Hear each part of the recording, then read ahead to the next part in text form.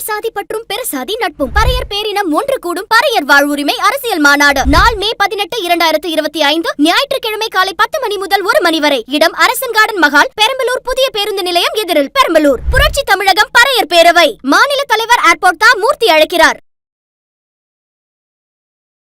உலக தமிழர்களிடையும் இருக்குது, உள்ளூர் தமிழர்களிடமும் இருக்குது. அதை நாம் தமிழர் கட்சி மட்டும்தான் அதை முன்னெடுக்குது. மானங்கட்ட தமிழர் மாநாட மயிலட பார்த்துருந்தாங்க தமிழ்நாட்டுல. சன் டிவில இந்த அவன் சொல்ல முடியும், அவன் என்ன கேள்வி கேட்க வர்றான், அதற்குள்ள அவனை இடம் மறிச்சு அவனை பேச விடாம பண்றது.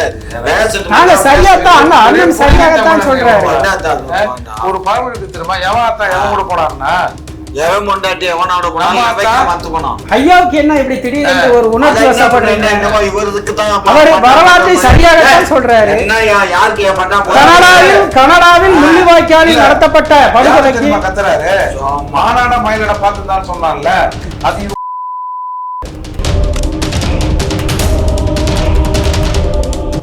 ஒட்டுமொத்தமாக தமிழர்கள் இந்த தடையை நீக்குவதற்கு இன்னமும் போராடுகிறார்கள் என்ற ஒரு சிந்தனையாவது ஒரு கருத்தையாவது வெளியில கொண்டு வரணும்ல. இப்போ சீமான் முதல்வர் இல்ல மூர்த்தி முதல்வருங்க, எங்க முதல்வர் இதே தானே இருக்கும். இதை விட புடுங்கிறது என்ன எங்களுக்கு? ஏன்னா ஒட்டுமொத்தமா நாங்க தமிழர்கள் தமிழ்நாட்டுல புடுங்கிறது தானே ஆதாயம். இதை காட்டுல வேற என்னன்னா எரியர் வீட்டுல புடுங்குறது நீங்க தான் என்ன இது உலகம் உங்களுக்கு தான் தெரியும். எப்படி புடுங்குறது, எப்படி எல்லாம் அதை வச்சு பண்றது, எப்படி சம்பாதிக்கிறது. உண்மையிலேயே அந்த முள்ளிவாய்க்கால் படுகொலையில் இறந்தவர்களை நாங்கள் அவர்களுடைய ஆத்மா சாந்தி அடைகிறதுக்காக இரவுகள் பாராது நாங்கள் சாந்தி அடைகிறதுக்கு, சாந்தி கிட்ட எல்லாம் போய் அடைய வேணாம், சாந்தி அடைவதற்கு. பல கோடி தமிழர்களின் தலைவராக இருக்கிற, இன்னைக்கு தலைவராக ஒரு முதல்வராக இருக்கிற ஸ்டாலின் இது குறித்து ஒரு வாயை திறப்பதிலேயே ஏன் ஐயா? இதெல்லாம் அவங்க அரசியல் டிப்ளமேட்டிக்ஸ், இதெல்லாம் நான் எனக்கு தெரியாது. ஏன்னா இப்ப நீங்கள் போராளிகளை போராளிகளை பற்றி பேசாதீங்க. ஒரு அப்பாவி தமிழர்கள் கொலை செய்யப்பட்டதில் உங்களுக்கான கண்ணோட்டம் என்ன? இத்தனை ஆண்டுகள் கழித்து நீங்கள் மௌனம் காப்பதின் காரணம் என்ன? ஒரு விஷயம் புரிஞ்சுக்கோ, இன்றைக்கு மிச்சம் இருக்கக்கூடிய சொச்சம் இருக்கக்கூடிய ஈழத்தமிழர்கள் இப்பதான் நாங்க நிம்மதியா இருக்கோம், நாங்க இப்பதான் புள்ள குட்டிகளோட நிம்மதியா வாழ்ந்துகிட்டு இருக்கோம் அப்படின்னு சொல்றான். இந்திய அரசு எங்களுக்கு வீடு கட்டி கொடுத்துருக்கு, மோடி அரசு வீடு கட்டி கொடுத்துருக்கு, நாங்க அந்த வீட்டுல தான் குடியிருக்கோம். மோடியா? ஆமா, மோடி அரசு வீடு கட்டி 1.5 லட்சம் வீடு கட்டி கொடுத்துருக்கு. ஒரு 2 பேர் இல்ல, 22,000 கோடி முதலீடு. ஏமாப்பு போட்டு காசு எடுத்து திருட்டி எங்க போட்டீங்க?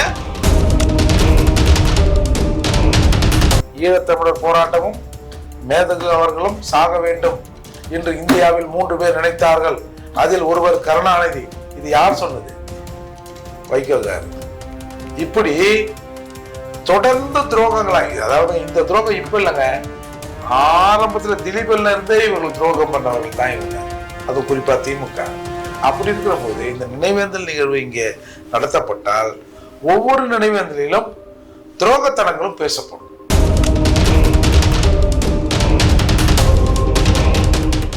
அரசியல் கரடன் பார்வையாளர்களுக்கு வணக்கம். இன்று நம்மோடு அண்ணன் ஏர்போர்ட் மூர்த்தி அவர்கள், புரட்சி தமிழகம் கட்சியின் தலைவர், இணைகிறார். திமுகவின் மூத்த உறுப்பினர் ஐயா காமாட்சி நாயுடு அவர்கள் நம்மோடு இணைகிறார்கள். ஐயா வணக்கம். ஐயா அண்ணன் வணக்கம்ண்ணா. அண்ணா, இந்த வாரம் என்பது உலக தமிழர்கள் அனைவரிடமே ஒரு உணர்ச்சிகரமான ஒரு வாரமாக இருக்குது. ஏன்னா அந்த முள்ளிவாய்க்கால் படுகொலை உலக தமிழரா உள்ளூர் தமிழர்? உலக தமிழர்களிடையும் இருக்குது, உள்ளூர் தமிழர்களிடமும் இருக்குது.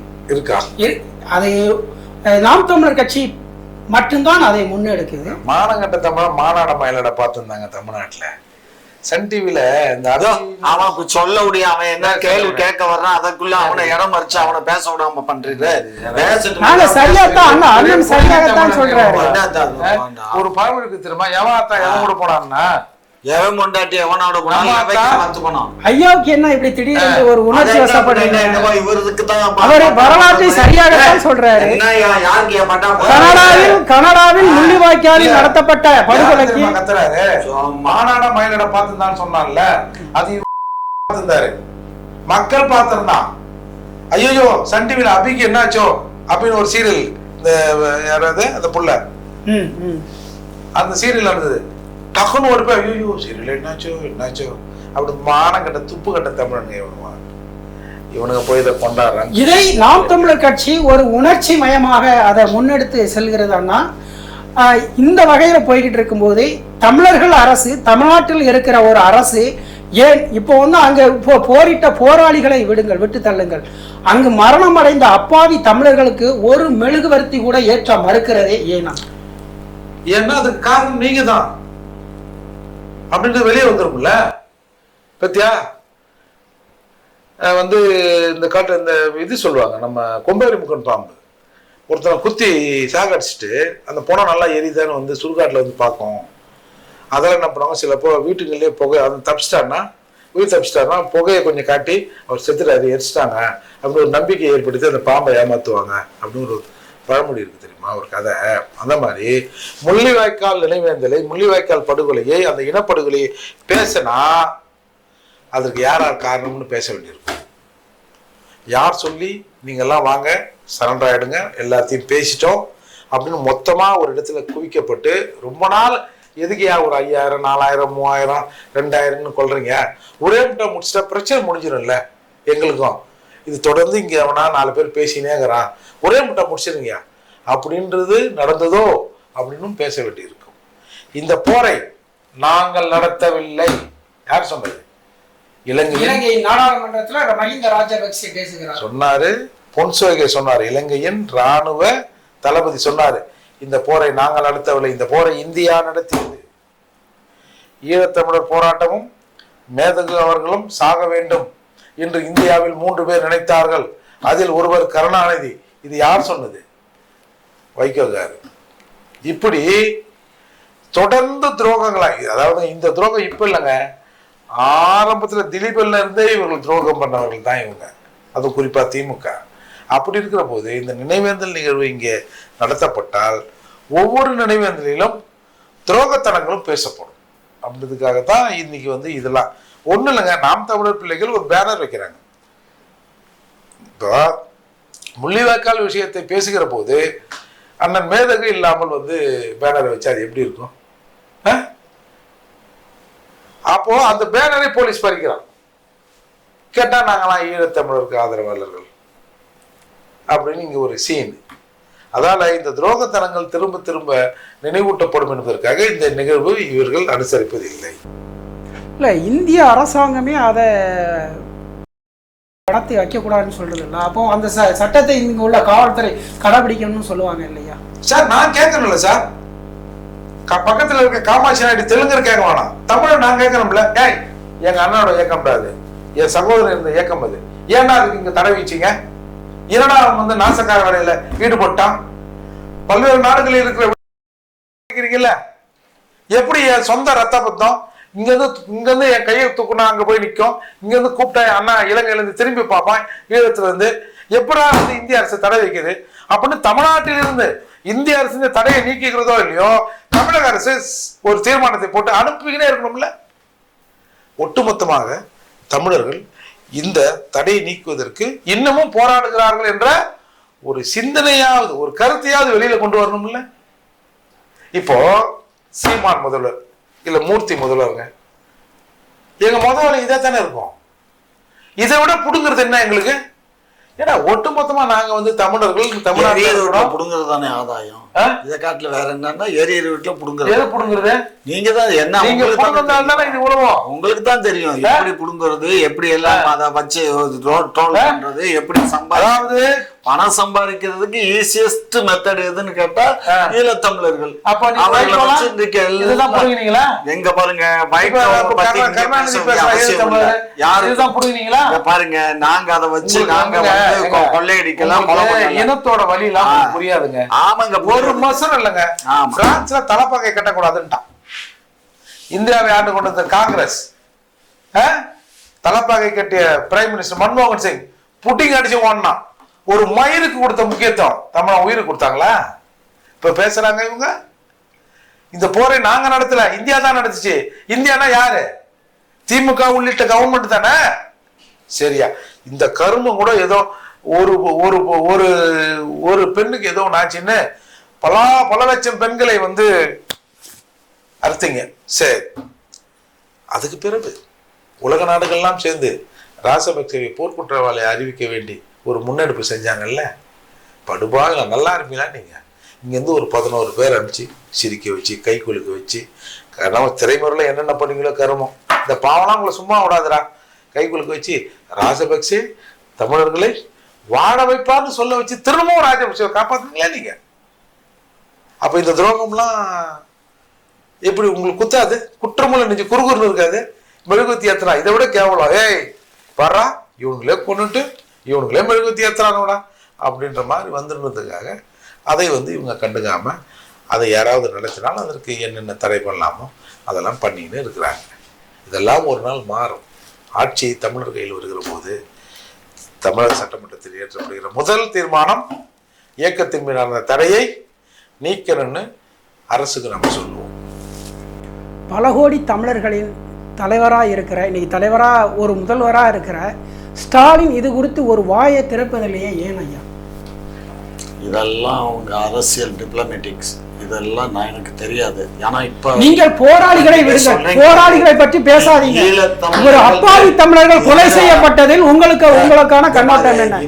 இத்தனை ஆண்டுகள் கழித்து நீங்கள் மௌனம் காப்பதின் காரணம் என்ன? ஒரு விஷயம் புரிஞ்சுக்கோ. இன்றைக்கு மிச்சம் இருக்கக்கூடிய சொச்சம் இருக்கக்கூடிய ஈழத்தமிழர்கள் இப்பதான் நாங்க நிம்மதியா இருக்கோம், நாங்க இப்பதான் புள்ள குட்டிகளோட நிம்மதியா வாழ்ந்துகிட்டு இருக்கோம் அப்படின்னு சொல்றான். இந்திய அரசு எங்களுக்கு வீடு கட்டி கொடுத்துருக்கு, மோடி அரசு வீடு கட்டி கொடுத்துருக்கு, நாங்க அந்த வீட்டுலதான் குடியிருக்கோம். மோடியா? ஆமா, மோடி அரசு வீடு கட்டி 1.5 லட்சம் வீடு கட்டி கொடுத்துருக்கு. ஒரு 2 பேர் இல்ல, 22,000 கோடி முதலீடு. ஏமாப்பு மூட்டு காசு எடுத்து போய் திருட்டி எங்க போட்டீங்க? சரியா? ஆகையினால திமுக போடல, ஜெகத் ரட்சன் போடல, பேப்பர்ல செய்தி வரல. போய் பாருங்க, ஜெகத் ரட்சனை பாருங்க. நீங்க எல்லாம் நல்ல சாவீங்க. போங்க பாருங்க தம்பி, நீங்க ஒரு விஷயம் புரிஞ்சுக்கோங்க. இது பிற நாட்டினுடைய உள்நாட்டு பிரச்சனை, இது இலங்கை உள்நாட்டு பிரச்சனை. பிரான்ஸுக்கு போனார்லப்பா. ஆகையினால பிரான்ஸுக்கு போனார் மன்மோகன் சிங்கை போய் கேள்வி. கேரள மீனவர்கள் சுட்டுக் கொல்லப்பட்ட போது அங்கு உள்ள முதல்வர் எப்படி நடவடிக்கை எடுத்தார்? அதை நீங்க எடுத்தாரு? என்னையா நடவடிக்கை எடுத்தாரு? அவரு போய் எடுத்துட்டு போனாரா? என்ன பேசுற? என்ன ராணுவத்தை கொண்டு போனாரா இல்ல போலீஸை கொண்டுட்டு போய் ராணுவ வீரர்களை கைது செய்து சிறையில் அடைச்சு ஒரு கோடி ரூபாய் வாங்கினாரா இல்லையா? வழங்கப்பட்டதா இல்லையா? அதனால அது கரெக்டா புரியாம பேசாத சார். நான் சொல்றேன், நீங்க வந்து அமெரிக்காவில் நிறைய தெலுங்காரலாங்கிறாங்கல்ல, ஒரு 50-100 பேருக்கு ஏறாம ஆகல சார். இங்க இருக்கிற காமாட்சியோட குதிப்பார். ஒரு பில்டிங் சார் இங்க கிண்டியில, அப்போ வந்து நம்ம யார் அவரு நாயுடு ஆட்சி சார், கொலாப்ஸ், மழையில கொலாப்ஸ் ஆயிடுச்சு. நைட்டு அங்கேருந்து வந்தார் சார் அந்த சிஎம். எதுக்கு வந்தார்? அவன் ஊருக்காரன் கட்டடத்தில் தான், ஒன்றும் சாக்க கூட இல்லை, கொலாப்ஸ் ஆகி போச்சு. அது என்ன உணர்வு? ஏப்பா, ஒரு கட்டடம் அப்படியே கொலாப்ஸ் ஆகி இடிஞ்சு விழுது. நிறைய பேர் இங்க அரசியல் இங்க ஒரு அரசு இல்ல, ஏன் இது புடுங்காதா விட்டுருமா அப்படியே? நீ வரல, பீகாரிக்கு வந்து ஒரு பீகார்லாம் அரைச்சு வெட்டுறான் அப்படின்னு ஏதோ ஒரு வாட்ஸ்அப் செய்தி வந்த உடனே அங்க இருந்து துணை பிரதமர் டெப்டி சிஎம் வந்தாருல்ல அதிகாரிகள் தலைமையில, கதை விடுறீங்க. ஏன் சொல்லுங்க ஐயா, ஒரு அப்பாவி தமிழர்களுக்கு ஒரு தமிழை காப்பாற்ற வேண்டும், தமிழர்கள் நாமெல்லாம் அப்படின்னு சொல்ற உங்க கட்சி, உங்க இயக்கம் ஒரு மெழுகுவர்த்தி ஏற்றுவதனால் என்ன? அப்படி எல்லாம் நாங்க அதெல்லாம் எங்களுக்கு மெழுகுவர்த்தி ஏற்றக்கூடாது. அவங்களுக்கு உங்களுக்கு கொல்லியே வைக்கிறோம். நாங்க வந்து அவங்கள பத்தி பேசக்கூடாதுங்கிற எண்ணம்லாம் எங்களுக்கு இல்லை. நாங்க உண்மையிலேயே அந்த முள்ளிவாய்க்கால் படுகொலையில் இறந்தவர்களை நாங்கள் அவர்களுடைய ஆத்மா சாந்தி அடைகிறதுக்காக இரவுகள் பாராது நாங்கள் சாந்தி அடைகிறதுக்கு, சாந்தி கிட்ட எல்லாம் போய் அடைய வேணாம், சாந்தி அடைவதற்கு ஒரு குற்றச்சாட்டு இருக்குது. எந்த யூதனும் தங்களை படுகொலை செய்த நாஜிக்களோடு கை குலுக்கியதில்லை, ஒரு கோடை தண்ணீர் கூட வாங்கி குடிச்சதில்லை. ஆனா இவர்கள் கை குலுக்கி கட்டி அணைத்து சிரித்து மகிழ்ந்து பரிசுகள்லாம் வாங்கிட்டு வந்தாங்கன்னு மிகப்பெரிய குற்றச்சாட்டு தமிழர்கள் வைக்கிறாங்க.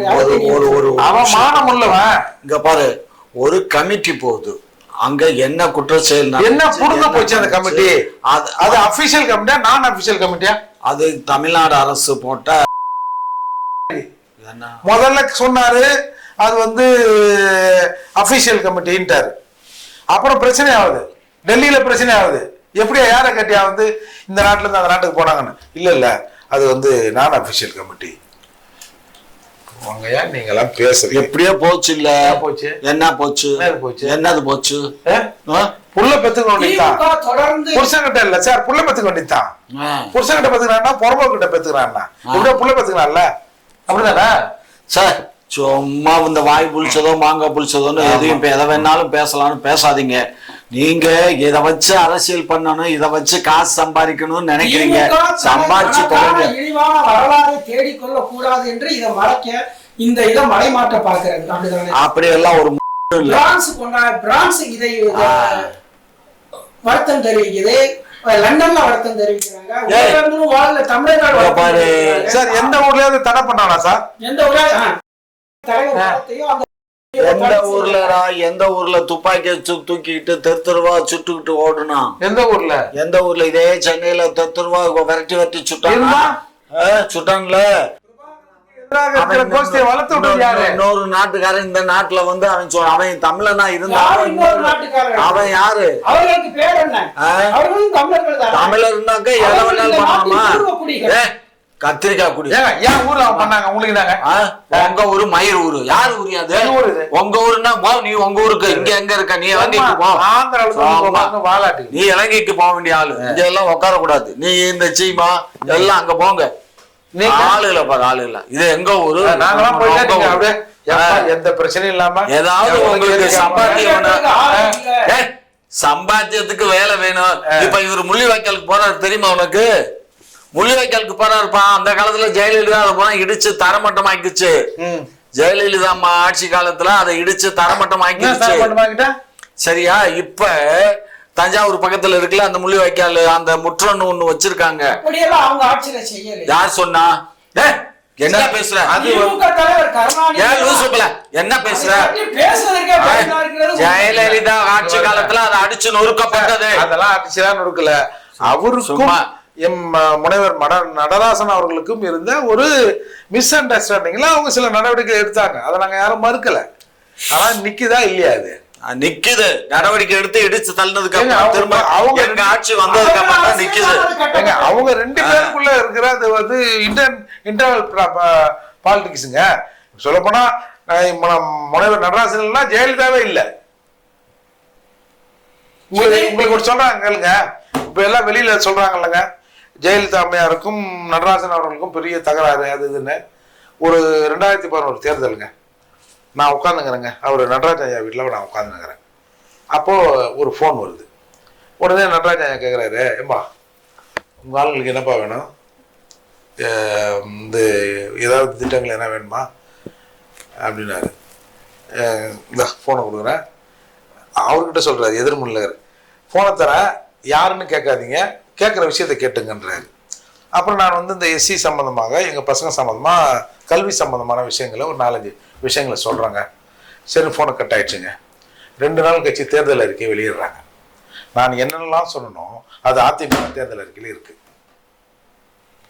இதுக்கு என்ன சொல்றாரு நாயுடு? அதெல்லாம் அது அங்க போக வேண்டியது தானே. அங்க பிடிக்கும் எல்லாரும் அந்த மாதிரி ஜெயலலிதா அம்மா சுடல. நான் அதை சொல்ல வரல. சும்மா இந்த வேலையில 2 பேருக்குள்ள ஒரு அண்டர்ஸ்டாண்டிங் இருந்ததுன்னு சொல்ல வரேன். அதுல வாஸ்தவம் தான், அதுல ஒன்றும் தப்பு இல்லை. ஏன்னா அவர் பொண்டாட்டியவே கவர்ந்து இழுத்துட்டு போயிடுச்சுல அந்த அம்மா.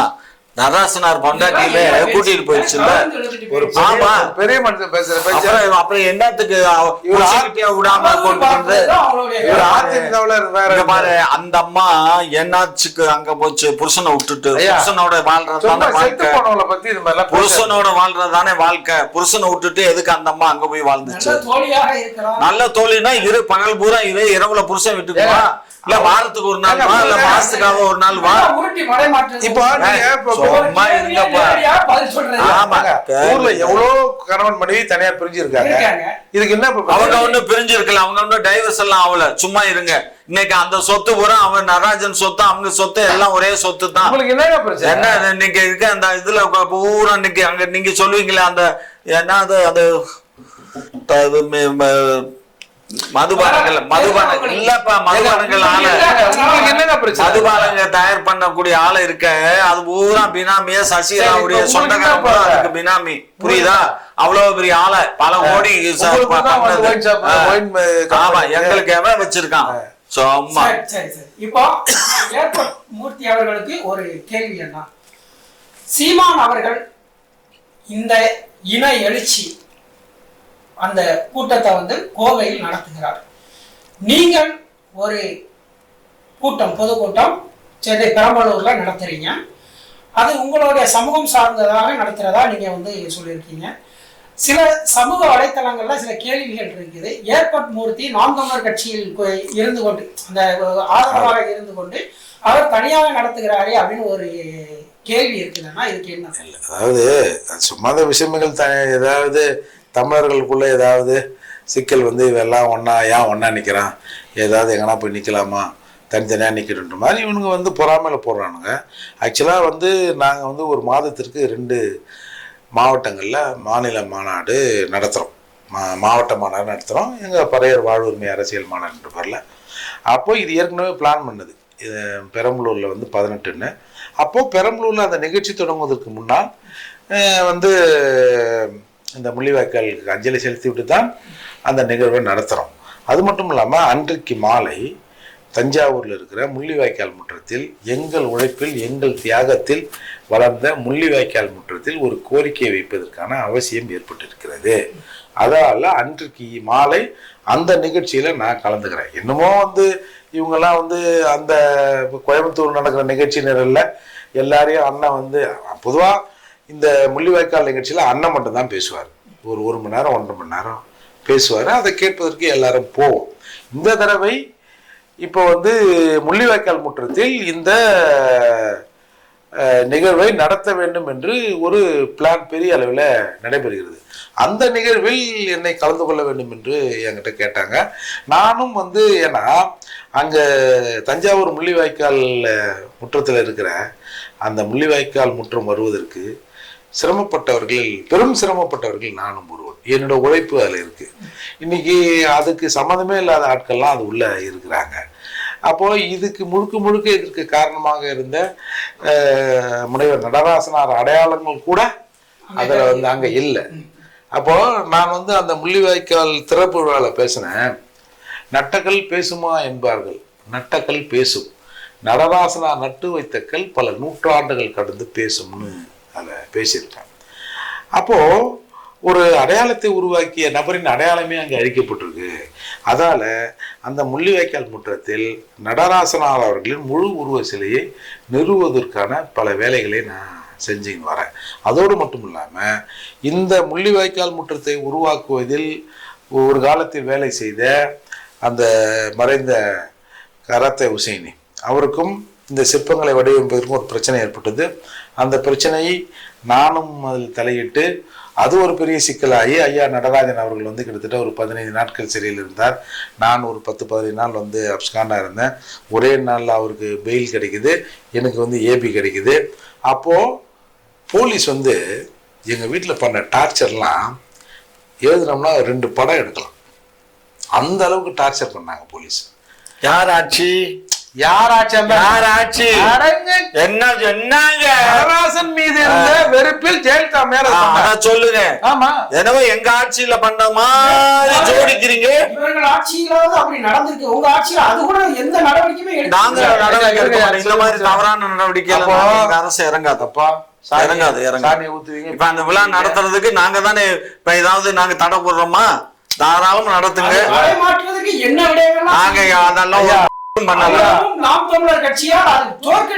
சரி சரி அப்பா சரிப்பா. அப்போ ரொம்ப ஓவரா கொலிக்காதீங்க. அப்போ அதே 18 அன்றைக்கு தஞ்சாவூர் முள்ளிவாய்க்காலில் ஒரு பெரும் நிகழ்வு ஏற்பட்டு இருக்கிறது. அந்த நிகழ்வில் நடராசன் ஐயாவுக்கு முனைவருக்கு சிலை வைக்கிற முன்முயற்சியை எடுக்கலாம் என்பதற்காக அன்னைக்கு மாலை நான் அங்கே போகிறேன். இப்போ இவங்க சொல்கிறவங்கெல்லாம் ஏதோ நாம் தமிழர் நிகழ்ச்சி நல்ல என் பேர் இருக்கிற மாதிரியும் அதை நான் புறக்கணித்து விட்டு அங்கே போகிறன்ற மாதிரி பேசுகிறாங்க. அண்ணனே வந்து இதை வந்து வரவேற்பார். ஏன்னா முனைவருக்கும் சீமான் அவர்களுக்கும் இருந்த நட்பை பற்றி எனக்கு நல்லா தெரியும். எத்தனையோ பேர் அரசியலுக்காக என்னவோ பண்ணான். ஈழத்தமிழர்களை பற்றி பேசினால் பணம் வரும், ஈழத்தமிழர் அரசியல் வந்து ஒரு கறவை மாட்டு அரசியல் என்று இங்கே இருந்த கபோதிகள் பல பேரும் தான். அன்றைக்கு நடராசனார் தான் இவர்கள் எல்லாரையும் ஒருங்கிணைக்கிற சக்தியாக நடராசனார் இருந்தார். எனக்கு 100% நான் அவர்களோடு நெருக்கமாக இருந்த அடிப்படையில் 1% கூட அப்பழுக்கற்றவர் இந்த விஷயத்தில் நடராசனார். எனவே அவருக்கு செய்ய வேண்டிய ஒரு நன்றி கடன் எனக்கு பாக்கி இருக்கிறது. அதே மாதிரி கரசே உசைனியும் வந்து எங்களுக்குள்ள ஏற்பட்ட அந்த தகராறில் கடைசி மரண தருவாயில் நான் தவறு செஞ்சுட்டேன், என்னை மன்னிச்சிருங்க, நான் வந்து உயிரோடு திரும்பி வந்தேன்னா நாம் வந்து அதை பண்ணுவோம் இதை பண்ணுவோம், நான் வந்து யாரையும் நான் உங்களை நம்புகிறேன், என்னோட சிலைகள் எல்லாம் எங்கேயாவது ஒரு இடத்துல நீங்கள் வைப்பதற்கு ஏற்பாடு செய்யுங்கன்னு ரொம்ப கண்ணீர் விட்டு அந்த மனுஷன் வந்து அழுதார். அதால் சில வரலாற்று தேவைகள் நமக்கு இருப்பதால் நான் வந்து அங்கே போகிறேன். இப்போ இதில் என்ன இருக்குது? ஏன் பல்வேறு இடங்களில் இப்போ இந்த முள்ளிவாய்க்கால் நினைவேந்தல் நடத்தப்படுவது தானே இயல்பு. ஏன் எல்லாரும் இடத்த ஒரே இடத்துல இருக்கணும்? ஐயா நீங்க எங்க வேணாலும் பண்ணுங்க, யாரோ கேட்டிருக்கான் அதை வச்சு யாரோ கேட்கல. இதை திட்டமிட்டு யார் தெரியுமா பரப்புறா? இந்த தீகா திராவிட கும்பல், திருட்டு கும்பல் இருக்குதுல்ல, இந்த கும்பல் தான். மரியாதை சீமான் அங்க போறாரு. அடுத்து அந்த கூட்டத்தில் எப்பவுமே பேசுகிற மூர்த்தி பாரு இங்க போறாரு. சீமானுக்கும் மூர்த்திக்கும் என்னவோ ஆயிடுச்சு. போங்க ஏன் போக்கத்தவங்களா? எந்த நிகழ்வாக இருந்தாலும் தமிழர்களுக்கு எதிரான நிகழ்வாக தான் திராவிடர்கள் இருக்கிறார்கள், தமிழர்களுக்கு எதிராகத்தான் இருக்கிறார்கள்.